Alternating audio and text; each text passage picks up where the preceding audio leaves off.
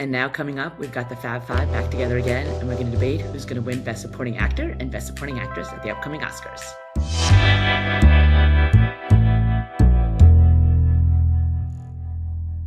We have Yura Borisov for Anora, Kieran Culkin for A Real Pain, Edward Norton for A Complete Unknown, Guy Pearce for The Brutalist, and Jeremy Strong for the aforementioned The Apprentice. And Thompson, front runner. Who's your front runner and who's your spoiler? There's not going to be much argument today. I think Kieran Culkin for A Real Pain is the front runner. He's going to sweep all these different things. It's just the way it is. It's one of those aforementioned.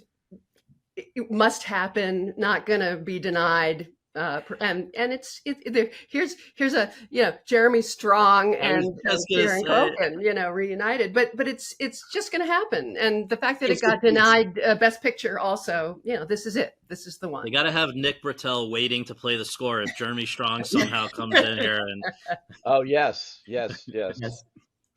I don't think we're going to argue this. No. Are we going to argue this? I actually am. Hold on. All right. Okay. Ain't that easy. Clayton Davis, take it away. No, we're not. No. Listen, I think A Real Pain missing Best Picture was a bigger deal than I think people make. And bigger deal in terms of Kieran winning chances. In this category, they're all first-time nominees except for four-time nominee Edward Norton, who has never won an Oscar. And if Timmy's winning on the night, I think we have a Mystic River situation, Dallas Buyers Club situation. I think they may be a package deal. I think Norton's going to make the turn somewhere. And I think what's going to hurt Kieran most of all, Kieran's not here during phase 2 to campaign. He is currently in rehearsals for Glenn Ross. So we will not see him until SAG night, which is after Oscar voting closes. So I think that we see these time to time where it looks preordained. Stallone. Stallone was like a perfect example. It missed SAG.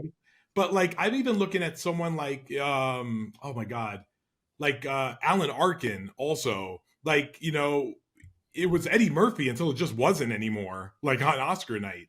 So I just think that there is much more opening for something here, and I think it's Edward Norton. But I also would just say, international vote counting here, I don't think we should count out Yura Borisov. He's the only one, aside from the other two, that has made it in everywhere at every award show. Has a good shot at BAFTA. We should. Are you saying that Yura Borisov is the next Lila Kadrova? Exactly.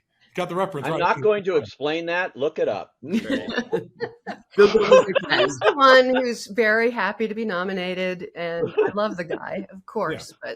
But honestly, I love the way you spin out these scenarios, Clayton. I think Norton. I think Norton. How could you not think that Norton would be viable? Having that only happens if A Complete Unknown, for whatever reason, takes off in some big way. And you're right on that. And becomes momentum and mangled, and everybody. It's a sweep situation. That's the only way that would happen. Yeah, that's going to be tough for that to happen, but and the fact that Monica Barbaro got in there is a big deal. That's a good thing. Yeah. I think it's Kieran here. I just see it. I just see him. It's just one of those years where why you see it, Pete? Remember, in the year of 3 Billboards, it was all going to be Willem Dafoe's year for Florida Project until they started giving out awards. I'll tell you the other reason why it's going to be Kieran Culkin, I think, is look at last year in that same category with Downey. Every time the guy gave a speech, people ate it up. He was the same self-deprecating, crazy stuff. It's almost as if Kieran Culkin is, try to replicate the Downey, you That's get up there comparison. And really good point. Entertaining as hell. Yeah. Yeah, and the movie is good. Speed. A Real Pain is really good, and it's really well written. It is, and but it did get a screenplay nom as well. But we also have to remember it's now open to 10,000 members, especially in the artisan branches. That Real Pain is not nominated in any of them, and they're going to be watching The Brutalist. They're going to be watching Complete Unknown because it's nominated within their respective branches. It's not a terrible point to make. No, it's the Glenn Close argument. Why did she lose? Her movie was not nominated for Best Picture. Yeah. Right. Well, Glenn Close, yeah. I mean, it was called The Wife, and the Academy is mostly one of those nobody wanted to see, and no one did. They didn't watch it, and they did watch The Favorite, which lost everything except Olivia Colman, but that was enough for her to win. It happened to Alan Arkin, though. Alan Arkin's film was nominated for Best Picture. Eddie Murphy's movie wasn't. He's also a veteran who had several Oscar nominations. Right. James Coburn was a veteran who had never been nominated. The supporting actor sometimes goes for that. That's your theory here on Edward Norton, so we'll see. But is Edward Norton beloved? I don't know. He's not. All right, so speaking of veterans, let's talk about the supporting actress category, where we've got a veteran up against some new people. So in Best Supporting Actress, our veteran is Isabella Rossellini for Conclave, up against Monica Barbaro for A Complete Unknown, Ariana Grande for Wicked, Felicity Jones for The Brutalist, and Zoe Saldaña for Emilia Pérez. Clayton, who's your front runner? Indisputable at the moment. It's Zoe out in front after the Globe win. Ariana Grande is behind her. We also could wind up with the situation I described in some other categories where it gets divided throughout the season. Maybe Ari wins SAG and CCA. Zoe wins BAFTA and Globe, and then we look at the night and see what happens. I think 13 nominations, though. Zoe, I will say this. This category is really presenting the opportunity for both their movies to win Best Picture. They both need it. Wicked needs more than anything because Wicked needs an above-the-line win. And the 1932 set of a movie winning without director and screenplay, the last movie to win without winning either acting, directing, or screenplay was 1940 with Rebecca. Rebecca won with just cinematography. So without directing, acting, or screenplay, and Wicked doesn't have two of those, it needs Ari or Cynthia, and Ari seems like the easier, quote-unquote, get. If Isabella Rossellini was nominated for SAG, I would consider her a dark horse. But she's not. And she could win BAFTA just because they do weird things at BAFTA. We saw Barry Keoghan win BAFTA over Key, and that's possible. I think it's really just down to Zoe and Ari. Scott, what do you think? Yeah, I mean, I think if it's not Zoe, that's one of the crazier upsets of recent history. But if it was not Zoe, I do think probably Ariana. We talked about pre-nominations when we did this before that Isabella Rossellini would be kind of poetic because her mother also won for a nothing part in Murder on the Orient Express, but I don't think anyone other than us are even aware of that. And so I'm not putting too much stock in that. Barbaro's kind of cool to see in there, but I don't see that or Felicity really happening. So, it also helps to be historically to be the largest of the supporting parts, among the largest, which I think also reinforces the idea that it's Zoe or Ariana. And I think there's a lot more reason to believe it would be Zoe. Ariana's great, but this is kind of her film coming out. And Zoe, meanwhile, has been a huge figure for a quarter century. So, Pete, make your case. Okay, Zoe Saldaña has this in the bag. And you're going to see this roll along, and she's going to win everything here. It's the lead role, and it's overwhelming. It's very difficult for somebody like Isabella Rossellini, who I love and would love to see, be a true supporting winner, because she does what this category was designed for here. And it's a very small role, and some have won in the past, but it won't be this year, unfortunately, for her. Felicity Jones, I don't see at all. Monica Barbaro was great as Joan Baez, but I don't see her winning here on her first nomination. Ariana Grande, they can have the attitude, why don't we wait for Wicked for Good, part 2 next year. That might be the attitude on Wicked down the line, is if they don't want to vote for it, we have another opportunity with these actors, and that includes Cynthia Erivo. So that puts her out, and that leaves Zoe Saldaña, who has been in all these big blockbuster movies, been blue, been green, whatever color, Worked is with required. everyone. Worked with everyone. Really good Yes, point. and she's great with her speeches. She is so excited by this. She even told me at Palm Springs, I went over and talked to her. She said, "Tell me is this like it always is at the Oscars?" And I said, "Well, I think this has gone back to be a normal year for the Oscars. That was just about a week before the LA fires. And now it's not a normal year." But she was so excited. She just said, "I just want it to be like it was, because it's my first time." She's got the enthusiasm. She's out there. Her people behind her are really enthusiastic about this, and so they're making sure she wins this, and she will. Quick fun fact: I asked her if before this announcement, which I don't really understand from this past week, that they're gonna get rid of the live performances of the songs. I mean, that's one of the few things that people who I don't get that either. Right? Like people They who must haven't be seen having movies, trouble lining people up.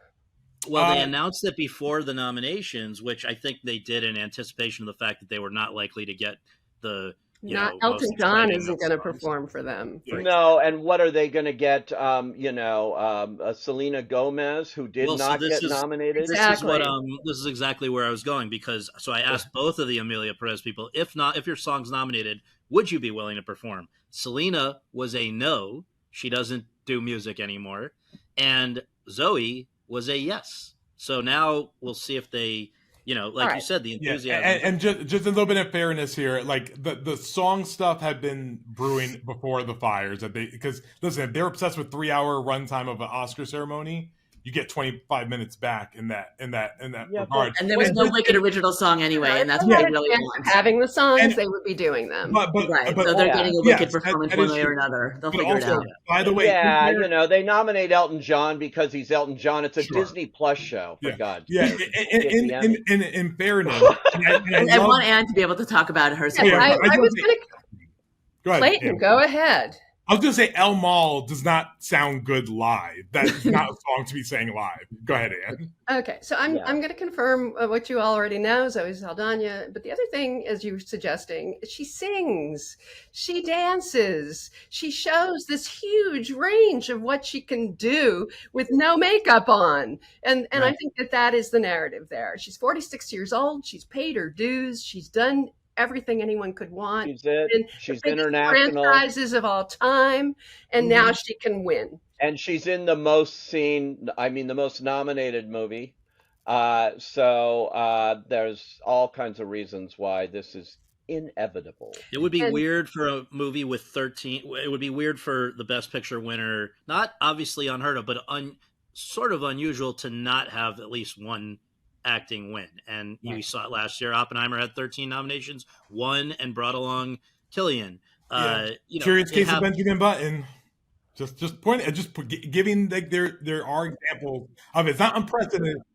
I'm keeping, but also in fair, just to give some great historical context, Zoe Saldaña winning should be the third Latina ever to win an acting Oscar, and the first to not be from West Side Story. All right, before we wrap, I want to make sure, I know there are many other categories that we did not cover.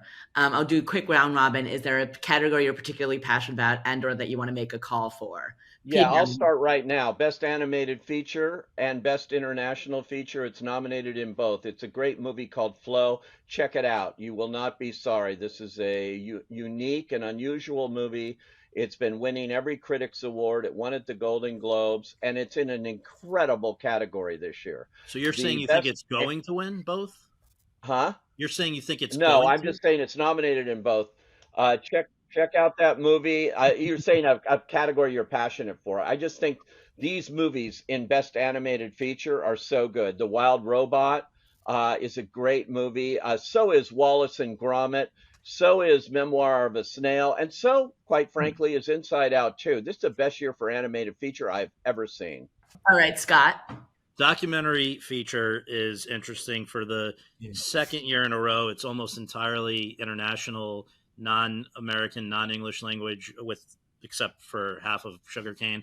I think that there's an assumption that it will be No Other Land because it's commenting on the situation in the Middle East. I would just say, don't sleep on Porcelain War. It deals with the other huge conflict of our time, Russia-Ukraine, and it's actually pretty feel good as opposed to some of the others. And so and it's about filmmaking and artistry and all kinds of things. So never before has a movie won an Oscar, as far as I know, where the two co-directors didn't even meet until their premiere, which is the case here with the Ukrainian filmmaker and the American filmmaker. I just am saying, if people actually watch the movies, it's got a shot. Sorry. Oh, Feinberg, by the way, I think it's the only one of the 5 that's nominated at all the guilds. Which is pretty Porcelain War. Porcelain War, it's been handled by Bob and Jeannie Burney brilliantly. Great job. All right, well, and I was going for the documentary category also, but I was going to advocate for just to see it. I don't know if it's going to win. I imagine it could, and that would be soundtrack for a coup d'etat, which is this extraordinary thing. You can't even imagine that it would exist. It's got these great jazz performances from the 60s. It explores the Congo and the fight over it back in the 60s. It has this reveal of how corrupt the United Nations was at the time. I always had a sort of idealized view of the UN, which has been shattered. So I highly recommend that film. All right, and Clayton, we'll leave you going to the core of what Debra was initially asking about, like the category. I'd like to ask everyone, what the hell is winning Best Film Editing? Because that's the one I'm with Anne. that keeps me up. Yeah, I think Anora. Right. Absolutely. I feel so confident that Baker is taking original screenplay and editing. And very rare, because James Cameron and Alfonso Cuarón for Gravity and Titanic, respectively, are the only ones who've ever been granted that win. Directors in editing. So directors win with someone else. A solo director editor has never won. Chloe has never won editing. No. Wait, what? James Cameron won with 2 other people, I think, for editing. That's what I'm saying. I'm saying that a director editor has won editing when they're with a co-editor. They've never won solo. Was Soderbergh ever nominated under his pseudonym?